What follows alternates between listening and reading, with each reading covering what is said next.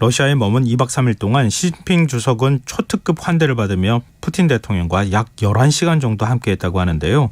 이들 사이에 어떤 얘기가 오갔을지, 또 이번 중러 정상회담 이후 국제사회 대립구도에는 어떤 변화가 있을지 정가림 호서대 교양학부 교수 연결해서 얘기 나눠보도록 하겠습니다.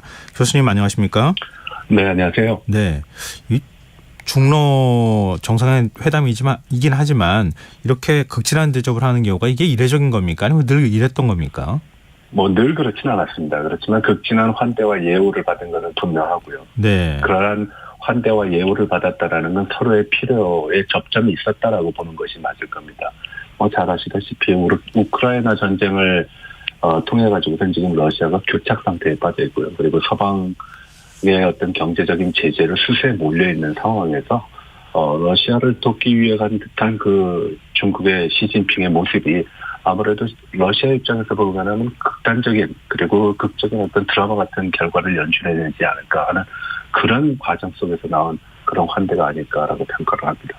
서로 이해와 요구가 맞아 떨어졌다. 뭐 이런 말씀이시잖아요. 근데 지금 시진핑 주석은 국가주석 3년임을 확정한 지 열흘 만에 러시아를 방문했어요. 러시아 입장에서도 사실 푸틴 대통령도 중국이 내 뒤에 있다. 나와 함께하고 있다. 이걸 보여줄 필요가 있었다. 그러니까 두 사람이 함께 만나는 그 장면 자체가 상징적이었다. 이렇게 볼 수 있는 건가요? 네, 그렇습니다. 잘 아시다시피 지금 중국과 미국 간에는 전략적인 경쟁 관계를 넘어서가지고 신냉전 상태로 진입하고 있습니다. 네. 그리고 우크라이나 침공으로 인해 가지고선 서방 세계의 러시아에 대한 어떤 합동 작전 그리고 제재와 압박이 굉장히 고조된 상태로 있다라는 것은 누구나 다 아는 사실입니다. 따라서 이런 상황 속에서 러시아가 그리고 중국이 직면한 문제는 모두 공이 같다. 서방과 미국으로부터 야기됐다라는 것이죠. 그러니까 양자 간의 어떤 필요성이 증대했고 국가 간의 이익이 합치가 됐고 그리고 그런 측면에서 반미 연대가 이번에 정상회담으로 표현됐다고 보시면 되겠습니다. 네. 그럼 결국 이제 그 양국 정상이 공동 성명을 발표함으로써 그 안에 할 얘기를 다 담았다 이렇게 볼 수 있을 텐데 주요 내용부터 좀 짚어주셨으면 좋겠습니다. 네, 상당히 많은 논의가 오갔습니다. 앞서 사회작가에서도 말씀하셨다시피 11시간 동안 같이 있다 보니까 많은 얘기가 오갈 수밖에 없는데 그중에는 이제 한반도 문제도 있고 우크라이나 문제, 미국 그리고 나토, 핵과 관련된 문제들도 있습니다. 그러나 그러한 여러 가지 문제를 큰 맥락에서 보게 되면 대략 한 3가지 정도로 요약할 수 있는데 우선 외교적인 측면과 경제적인 측면 그리고 군사적인 측면이라고 볼 수 있습니다. 다만 군사적인 측면은 공개되지 않고요. 외교와 경제적인 측면에서의 얘기가 이제 언급됐는데 기본적인 내용을 종합해보면은 반미 연대 그리고 반서방 연대의 두 국가의 목소리를 같이 했다라고 보시면 되겠습니다. 근데 여기서 이제 흥미로운 것 중에 하나는요. 서로 평화를 얘기하면서 이러한 어떤 문제점을 해결해 나가야 된다라고 얘기를 하면서도 그 평화에 대한 주체적인 그 주체 그리고 어떠한 방식으로 연결하는가에 대해서는 얘기를 하고 있지 않습니다. 또한 지금과 같은 러시아와 우크라이나 전쟁 그리고 아시아 태평양 지역에 있어서의 중국에 대한 압박과 같은 문제에 있어서 상호의 이익을 공동으로 대변해준다. 그리고 공동 대응한다라는 데 합의를 했지만 전반적인 내용을 보게 되면은 경제적인 측면에서의 중국의 러시아의 지원 그리고 러시아의 천연가스를 수입함으로 인해 가지고선 서방의 제재가 무력화될 수 있다라는 것을 보여줬다라는 측면에서 보게 되면 이번 러시아와 중국의 양국 정상 간의 그 만남에서의 어떤 전반적인 흐름은 양국의 어떤 균형된 그런 이익에 합치된다라기보다는 러시아가 중국에 좀 매달린 듯한 그런 모습을 보고 그리고 또 중국이 러시아에게 대한 상당한 수혜를 준 것 같은 그런 모습이 가서 반드시 대칭적인 측면으로 결과가 종결되진 않았다라고 볼 수 있겠습니다. 그럼 러시아가 상당히 다급한 상황이다 이렇게 또 해석이 가능한 부분이겠네요. 네, 맞습니다. 내년에 이제 러시아에서 대선이 있거든요.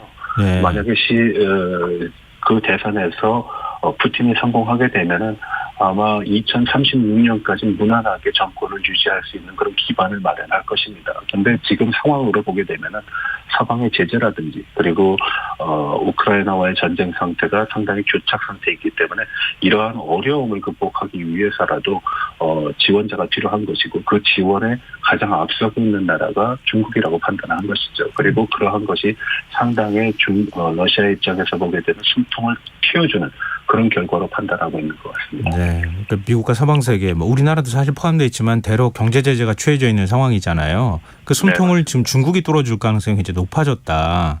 이런 말씀이신 네, 것 같고, 또 상대적으로 시진핑 주석은 국제사회에 우크라이나 전의 평화 중재자 협상을 할 수 있는 뭐 유일한 뭐 지도자 이런 이미지를 부각하는데 성공했다고 볼 수 있을까요?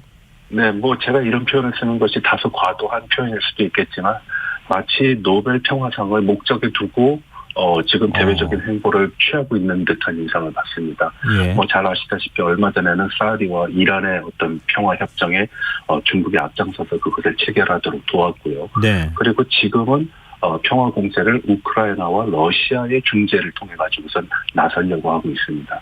다만 여기서 우리가 좀 주목해야 될 것은 러시아가 먼저 침공을 했음에도 러시아에 대한 이익을 상당히 대변하고 있다라는 것. 그리고 여기서 철군을 함에 있어서 러시아가 철군을 하는 것인지 아니면은 우크라이나가 전쟁을 중단해야 되는 것인지에 대한 명확한 어떤 근거와 대상을 얘기하고 있지 않다라는 점은 분명 중국이 러시아의 측에 서가지고선 러시아를 대변한다라고 얘기할 수 있습니다. 한 가지 확실한 거는 중국의 이런 대외적인 행보가 결국은 서방 세계에 대한 중국 견제를 타파하고 돌파하기 위한 그런 외교적인 정책으로 보인다라는 것이고요. 그 중심에는 미국의 대중 압박이 상당히 부담스럽다라는 것을 반증하는 것이라고 봅니다. 네, 지금 미국은 이건 뭐 시간 끌기에 불과하다 이런 입장을 보고 있잖아요. 네. 뭐 지금 최소한 돈바스 지역에서라도 철군해서 철군하고 난 다음에 그게 평화에 대한 의지를 보여주는 거다. 그거 이외에는 다른 대안은 없다. 이렇게 얘기를 하고 있거든요. 근데 시진핑 주석이 사우디하고 이란하고 중재에 성공했던 것처럼 이번에는 젤렌스키 대통령을 만나가지고 중재를 할 가능성은 없을까요? 그런 가능성은 저는 별로 없다고 생각합니다. 예. 이번 러시아를 방문해가지고 양국 간의 정상회담을 통해서 한 가지 분명한 것은 세계의 전략적인 안정을 해치는 가장 중요한 대상이 바로 미국이라는 것을 재확인했고요.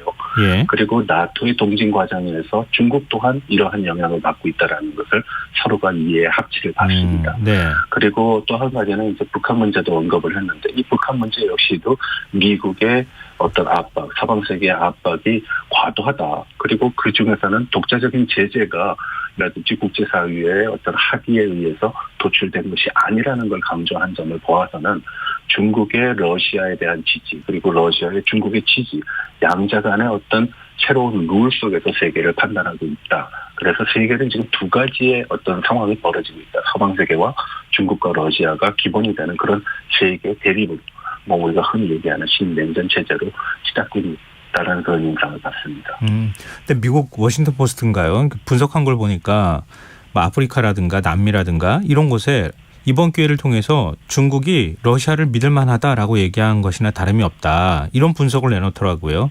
이게 과거 냉전 시절에 유엔 무대에서 서로 간에 이렇게 그 자기 편으로 만들기 위해서 막 치열하게 외교전을 펼쳤던 그런 모습들이 다시 재현될 수 있다는 얘기인가요? 네, 그렇습니다. 아무래도 중국 자체가 이제 강조하고 있는 것이 제3세계의 가장 큰 나라다. 그리고 또 제3세계를 대변한다라고 얘기를 하고 있고 지금의 어떤 국제적인 상황을 보게 되면 결국은 서방세계와 그 외에 어떤 국가들, 연합 간의 어떤 긴장 관계 그리고 그러한 충돌 관계로 이제 해석이 되고 있는 상황이다 보니까 아무래도 중국의 이러한 일면의 뭐 평화 공세라고 할까요? 그것이 이제 진짜의 평화인지 아니면 가짜의 평화인지는 모르겠지만 분명한 것은 중국의 이러한 평화 공세가 주요한 대상으로 삼고 있는 것은 미국과 서방이라는 점입니다. 그래서 우리가 흔히 얘기하는 냉전 체제가 재현되고 있다라는 것도 바로 이러한 논리적인 귀결 속에서 우리가 찾을 수 있을 겁니다. 네. 네, 북한과 관련한 언급이 있었다고 말씀하셨는데요. 좀 더 구체적으로 북한과 관련해서 그럼 러시아하고 중국이 어떤 인식을 가지고 있다는 게 드러난 겁니까? 네, 제재와 압박도 안 되고 대화와 협상만이 문제를 풀 수 있다. 그것이 유일한 길이다라고 얘기를 했고요. 네. 중국과 러시아는 정치적인 해결 과정에서 끊임없이 이 문제를 추동할 것이다라는 표현을 썼는데요. 잘 아시다시피 북한의 지속적인 도발 행위 속에서도 어떤 유엔에서 대북 제재 결의안도 채택하지 못하고요. 그리고 의장 성명도 채택하지 못했습니다. 이 결과는 모두 중국과 러시아가 반대표 혹은 기권표를 던졌기 때문에 이러한 현상들이 나타나고 있는 건데요. 요번 중러의 정상회담을 통해 가지고서 한 가지 우려되는 것은 유럽에 있어서의 우크라이나와 러시아 그리고 중동에 있어서의 사우디와 이란의 문제는 해결됐는데 아직까지 한반도의 문제는 그러한 어떤 접점을 찾기가 아직 요원하다라는 것을 볼 수가 있고요. 적어도 중국과 미국 간의 관계 그리고 미국과 러시아의 관계가 급격히 좋아지지 않는 한 한반도에서의 긴장 관계 그리고 진영 간의 어떤 대립 관계는 쉽사리 해소되지 않을 거라고 판단됩니다. 저희 청취자 임동훈님께서요. 김정은 위원장이 곧 푸틴이나 시진핑 두 정상을 만나지 않을까요? 이렇게 질문을 하셨거든요. 가능성을 배제할 수는 없을 겁니다. 그렇지만 지금 이 상황 속에서 북한을 만난다라는 것은 북한의 도발 행위에 대한 지지는 될 수 있을지 몰라도 국제사회에 대한 북한 그리고 반중의 어떤 목소리도 동시에 증가할 수 있기 때문에 다소는 어떤 시기적인 상황과 그리고 국제적인 정세의 변화 속에서 그것을 모색하는 것이 더 합당하지 않을까 하는 그런 생각을 해봅니다. 네, 끝으로 이 질문을 좀 드렸으면 좋겠는데요. 이렇게 돼버리면 북중러 관계는 더 가까워지고 좀 한미일은 한일 관계가 풀어지면서 결국은 더 가까워지는 관계, 군사 동맹의 관계가 되고 있는 것처럼 보이는데요. 이렇게 하면 긴장은 더 높아지지 않을까요? 네, 그렇습니다. 긴장이 높아지고 있다라는 것은 최근에 북한의 어떤 대외적인 행위를 통해서도 우리가 볼 수 있습니다. 우리가 올해 들어서 3개월밖에 안 지났지만 지속적인 도발 행위는 계속 증가해 왔고요. 그리고 그 도발의 수준 역시도 계속 증가해 왔습니다. 우리가 그간 ICBM이라든지 그리고 순항 미사일이 가지는 유해성을 분명히 했음에도 불구하고 북한이 스스럼 없이 그런 것을 발사하는 걸 보게 되면 결국 한반도에서의 긴장 관계는 약화되거나 감소되기보다는 오히려 증가되고 더 악화됐다라고밖에 볼 수 없습니다. 이 상황 속에서 중국과 러시아, 미국과 일본 그리고 남북한이 이런 문제를 서로 원만하게 해결을 해야 되는데 적어도 지금까지의 상황에서는 그러한 원만한 결과가 도출될 거라고 판단하기는 아주 좀 섣부른 것 같습니다. 네, 교수님 말씀 듣다 보니까 우리 경제 관리를 좀 더 잘해야 되겠다는 생각까지도 드네요. 네, 오늘 말씀 고맙습니다. 네, 고맙습니다. 네, 지금까지 정가림 호서대 교양학부 교수였습니다.